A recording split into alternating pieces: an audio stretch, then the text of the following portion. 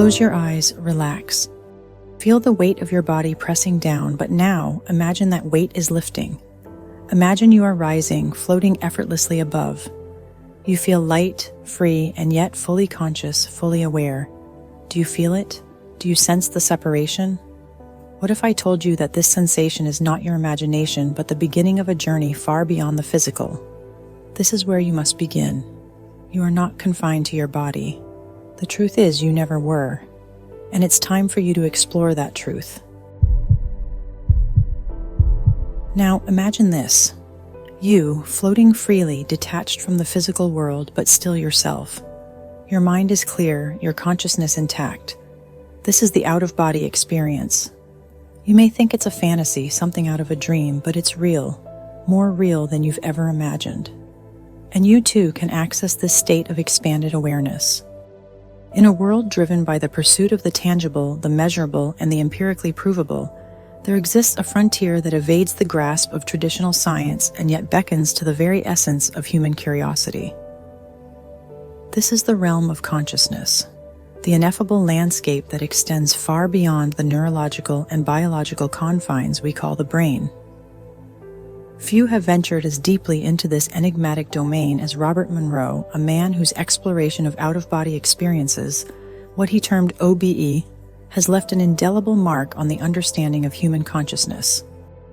Monroe's journey into the unknown began not as a deliberate pursuit, but as a series of unbidden and unsettling experiences, events that would propel him into a lifetime of study, experimentation, and eventually profound insight. Born in 1915, Monroe was, by all accounts, a conventional man, a successful businessman working in radio broadcasting, with no particular predisposition towards the paranormal or metaphysical. Yet, in the late 1950s, he began to experience what could only be described as the extraordinary, spontaneous episodes in which he found himself detached from his physical body, fully aware yet able to traverse realms entirely distinct from the material world. At first, these experiences were disorienting, even frightening.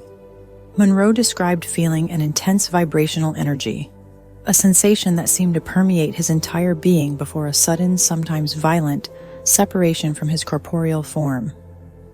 In these moments, he would observe his physical body from a vantage point outside of it, a perspective that defied all known laws of physics and physiology. Understandably, Monroe sought medical explanations, but conventional science offered little more than skepticism or diagnoses of psychological aberration. However, the consistency of these experiences, their increasing frequency, and the profound sense of awareness they carried with them led Monroe to embrace the possibility that they were neither hallucinations nor symptoms of some disorder, but instead windows into a broader understanding of consciousness. What Monroe discovered, what he knew, was that consciousness was not confined to the body. He had stumbled upon an experience that cultures throughout human history had described, from the shamanic traditions of indigenous peoples to the mystical practices of Eastern philosophy, and even within the esoteric writings of Western occultism. Yet Monroe's approach was not merely spiritual. He was a man of intellect and rigor, and he sought to document, analyze, and reproduce these experiences in a methodical way. In doing so, he became a pioneer of a new field, one that sought to explore consciousness not as an epiphenomenon of brain activity, but as a force capable of transcending the limitations of time, space, and physicality. In the early 1970s, Monroe founded the Monroe Institute, a research center dedicated to the exploration of consciousness. It was here that Monroe, alongside a cadre of researchers and participants, began to refine methods for inducing out-of-body experiences. One of Monroe's most significant contributions to this field was the development of Hemi, a patented audio technology designed to facilitate altered states of consciousness.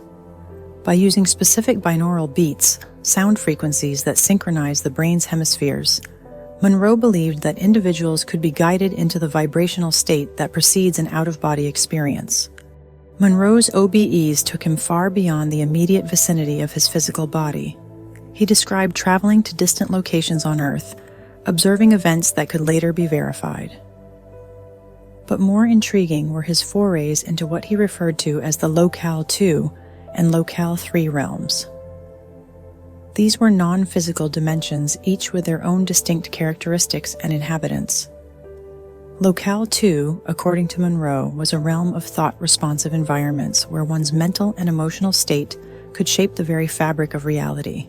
Here, consciousness was not bound by the linear progression of time, nor by the rigid structures of materiality. Instead, one's thoughts and intentions could manifest instantaneously, and the experience was deeply immersive yet radically different from the ordinary waking state. Locale 3, on the other hand, appeared to Monroe as a parallel physical reality, one that seemed to have its own laws, civilizations, and even history. His experiences there were not fleeting or dreamlike. They had the texture of full immersion, where Monroe inhabited other forms, lived entire lives, and interacted with beings that seemed as conscious and aware as himself.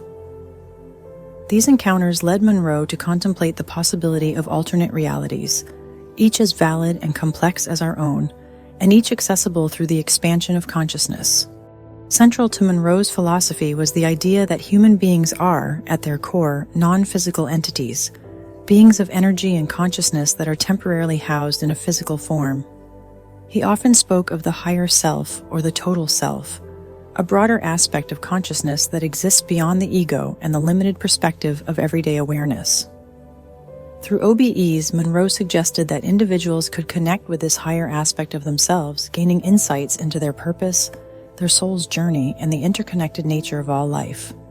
One of the most striking aspects of Monroe's experiences was his encounters with non-physical entities, intelligences that appeared to inhabit the realms he visited. These beings, some of whom Monroe referred to as helpers, seemed to be aware of his presence and on occasion guided him through the unfamiliar terrain of these non-physical dimensions.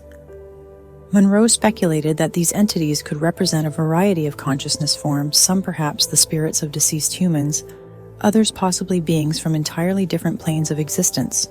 These encounters reinforced Monroe's belief in the continuity of consciousness after physical death and the existence of a broader, interconnected web of life that extends far beyond our current understanding. Now, take a moment, pause. Imagine yourself in that situation. How would it feel to float outside of your own body? Could you embrace it? Could you let go of your doubt and fear long enough to explore? This is not a dream, it's a doorway, one that Monroe would dedicate the rest of his life to understanding. He would go on to study this experience, to practice it, and eventually to teach others, people like you, how to do the same. You can experience this state of consciousness. It begins with awareness. You must understand that your body is just one layer of your existence. Close your eyes again and imagine separating. Allow yourself to float. Let your consciousness expand beyond the limits of the physical. Don't fight it, simply allow it. Feel the detachment, the lightness, the freedom. You are still you, but you are now so much more. You might be wondering, why does this matter? Why would you want to experience an OBE? The answer is simple: awareness. When you leave your body, when you detach from the physical, you begin to understand that your existence is not limited to the here and now. You become aware of the deeper, multidimensional nature of your being. You're not just a physical entity, you are a consciousness capable of traversing realms beyond time and space. As your mind quiets, your body relaxes, and you enter the vibrational state, the precursor to the out-of-body experience. It's at this moment that you begin to feel the lightness. Your consciousness starts to separate. You are no longer confined to your physical form. This is the moment of freedom. This is where you begin to see beyond the world of matter, beyond the limitations of the physical. Now imagine traveling through space and time free from the constraints of the body. You are not bound by gravity or linear time. You are not confined to your surroundings. You are consciousness, pure and infinite, capable of exploring realms far beyond your wildest dreams. Robert Monroe called this the second state. In this state, you can experience the astral plane, a realm of thought, energy, and pure creativity. Here, your thoughts shape reality instantly. You are the creator, and your consciousness determines what you see and experience. There are no physical barriers, no limitations, only the boundless potential of the mind.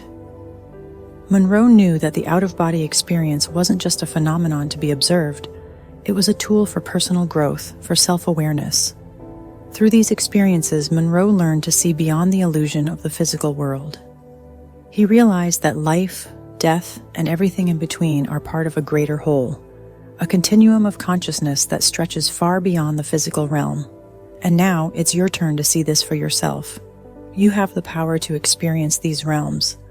All it takes is a willingness to explore, a willingness to let go of your attachment to the physical, and to open yourself to the infinite potential within.